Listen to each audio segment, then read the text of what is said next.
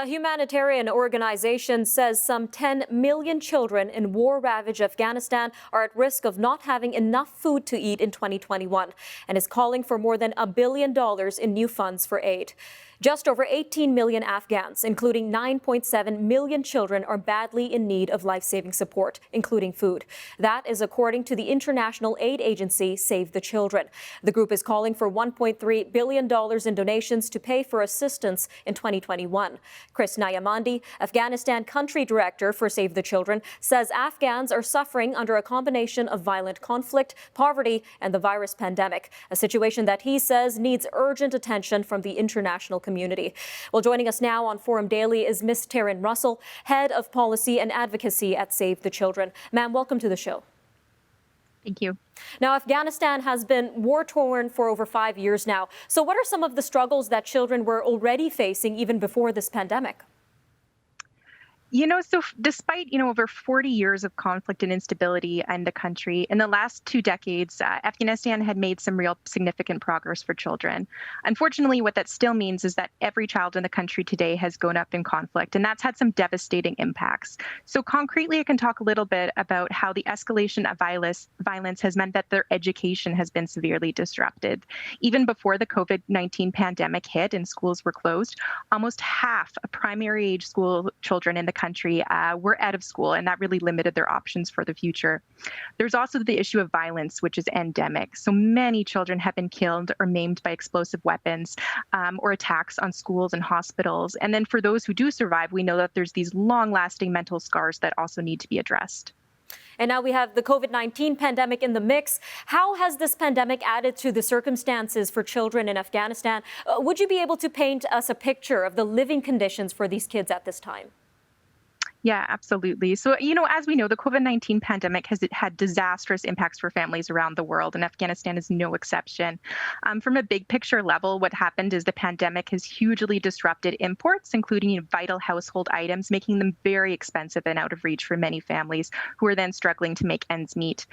The health impact of the virus has also put a strain on a health system that was already quite precarious and underfunded. I mentioned schools. So what's happened is that COVID-19 restriction has combined with really harsh winter conditions, meaning schools are closed for longer. For many children in Afghanistan and in other countries around the world, schools aren't just a place to learn. They're a place where children might receive a nutritious meal, where children might receive health care, and particularly in the winter where they may even stay warm. So our team in Afghanistan talked to a 10-year-old Brishna from Nangarhar province. And so her family had to flee because of intense conflict. So her father was the provider for the family and got food, but unfortunately he got sick. So her and her brother spend most of their time collecting garbage for the fire to cook. And she told us that it's been a long time since she's had proper food and clothes. She says sometimes they have to sleep with empty stomachs, and they're really worried about the winter coming and not having warm blankets and heating items to warm their home. And unfortunately, that's just a common story right now in Afghanistan for many families. A very heartbreaking story, ma'am. Now, we know that there are peace talks being held between the Taliban and Afghan government. Is there any hope for aid during these negotiations or maybe following them? Yeah, so Save the Children and others continue to deliver aid in Afghanistan, but violence can absolutely hinder ability to do so effectively. So what's really vital is that all parties to the fighting respect the laws of war. And what that means is that they're doing everything they can to protect children and their families who are fleeing from violence. So fighting cannot take place near schools, for example, would be one thing.